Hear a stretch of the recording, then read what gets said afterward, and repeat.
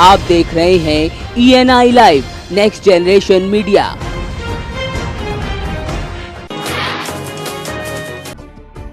आगरा में इन दिनों टमाटर और सेब के भाव में कोई खास अंतर नहीं रह गया है, जिसके चलते यहाँ टमाटर अब 40 रुपए से सीधा 120 रुपए किलो पहुँच गया है। तो वहीं सब्जियों का जायका इस महंगाई से खराब हो गया है। तो साथ ही सेब भी 120 रुपए से 140 रुपए किलो तक बिक रहा है। इस बढ़ते दामों ने जहाँ मध्यवर्गीय लोगों की थाली से टमाटर को गायब कर दिया है, तो लोगों को सोचने पे मजबूर कर दिया है कि वे क्या करें।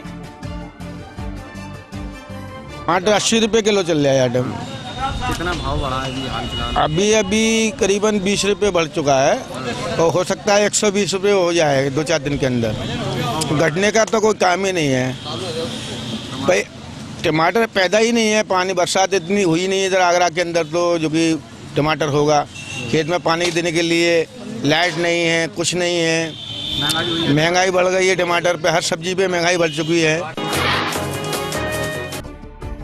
देवरिया की लड़कियों ने नेशनल ताइक्वांडो आगरा में होने वाले 4 से 6 अगस्त की चैंपियनशिप में भाग लेकर अपनी क्षमता को साबित कर दिया है। तो 3 बहादुर बेटियों का यहां से चुनाव हुआ है, तो यह देवरिया का नाम रोशन करने को तैयार हैं। जहां इनके कोच गिरी सिंह को अपनी छात्राओं पर भरोसा है, तो वहीं हर कोई इनकी सफलता के लिए इनको बधाई देता है।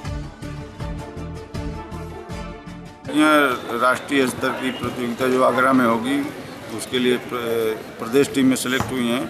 वहाँ जो गोल्ड मेडल जीतेगा उसको इजिप्ट में खेलने का मौका मिलेगा वर्ल्ड ताइक्वांडो चैंपियनशिप में।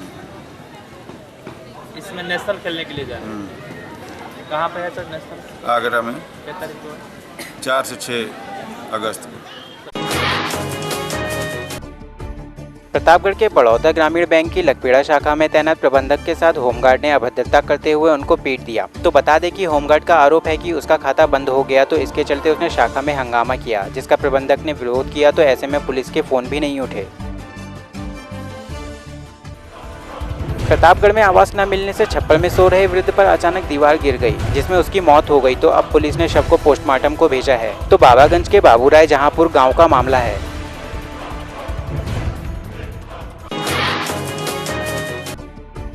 सुल्तानपुर में शिक्षा मित्रों ने मुख्यालय पर सरकार के विरोध में प्रदर्शन किया। इसी के साथ सुप्रीम कोर्ट के फैसले पर नाराजगी जाहिर की। इस दौरान यहां जाम के हालात पैदा हो गए, तो लोगों को दिक्कतें भी पेश आईं। ऐसे में शिक्षा मित्रों का कहना है कि सरकार कानून में बदलाव कर उनके साथ इंसाफ करे।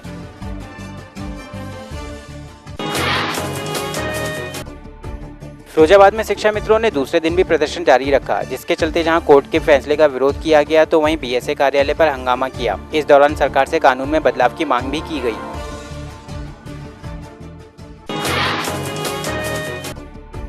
सिद्धार्थनगर में शिक्षा मित्रों ने BSA कार्यालय पर प्रदर्शन किया, तो वहीं सरकार को चेतावनी भी दी और अपने साथ अन्याय किए जाने का आरोप भी लगाया। तो परिणाम भुगत लेने की बात कही।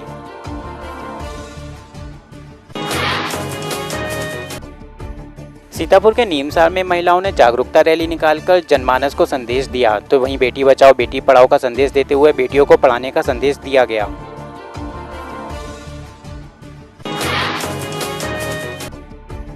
दमोह के घंटाघर में कारगिल युद्ध में शहीद जवानों की शहादत को याद करते हुए उनको मोमबत्ती जलाकर श्रद्धांजलि दी गई। तो इस दौरान 2 मिनट का मौन भी रखा गया।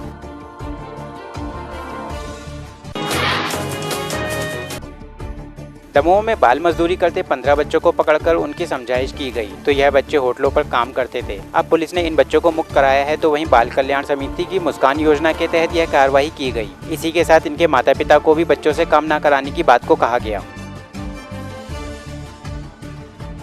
मुस्कान के अंतर्गत शहर के विभिन्न थानों और विभिन्न चौकियों से बच्चे पकड़े गए हैं। वहाँ की पुलिस के द्वारा पकड़े गए हैं। वो बच्चे बाल कल्याण समिति के समक्ष प्रस्तुत किए जा रहे हैं और ये बच्चे ऑपरेशन मुस्कान तृतीय चरण के अंतर्गत पकड़े गए हैं। कोरिया के चिरमिरी में लंबे समय से सट्टे का गोरख धंधा चल रहा था, जिस पर SP ने कार्रवाई करते हुए 12 आरोपी पकड़े। तो वहीं इनसे 8 लाख की पर्ची के साथ 44,000 नकद और मोबाइल बरामद किए गए।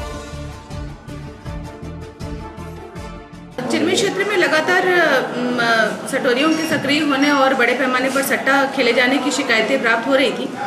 इसी पर संज्ञान लेते हुए पुलिस अधीक्षक महोदय के निर्देश पर क्राइम ब्रांच के सहयोग से एक कार्रवाई की गई है, जिसमें लगभग 13 सटोरियों को गिरफ्तार किया गया है। इस पूरी कार्रवाई में लगभग 5 लाख रुपए की सट्टा पट्टी है, कैश में लगभग 45,000 रुपये हैं और 14 मोबाइल हैं, कुछ कैलकुलेटर हैं, 6 कैलकुलेटर हैं और कुछ और सामान जो सट्टा लेग करने में उपयोग करते थे, वो सारे सामान जब्त हुए हैं मौके से। अभी सभी आरोपियों को हिरासत में लेकर पूछताछ की जा रही है कि इनका आगे का लेन देन कहाँ पे होता था, किस प्रकार का इनका व्यवसाय चल रहा था और इन पर जुआ एक्ट के तहत कार्रवाई भी की जा रही है। कोरिया के बैकुंठपुर का जिला सत्र न्यायालय भवन काफी जर्जर हालत में है। तो यहाँ भवन से पानी का रिसाव भी होता है, तो भवन के कमरों में पानी भर जाता है। तो जान जोखिम में रहकर अधिवक्ता न्यायालय का काम करते हैं, तो पक्षकारों के बैठने का भी समुचित स्थान नहीं है। ऐसे में गिरताव हो चुकी इमारत में कभी भी कोई हादसा हो सकता है। पूरा पानी रिसाव हो रहा है, तो मैं अपने जगह को छोड़कर दूसरे जगह पर बैठ रहा हूँ। पक्षकारों को बहुत प्रॉब्लम हो रहा है, आने जाने में हमारे अन्य अधिवक्ताओं बंधुओं को भी नुकसान हो रहा है। हमारा जो अधिवक्ता कक्ष है जहाँ मैं अभी खड़ा हूँ, उसकी भी हालत बहुत जर्जर है।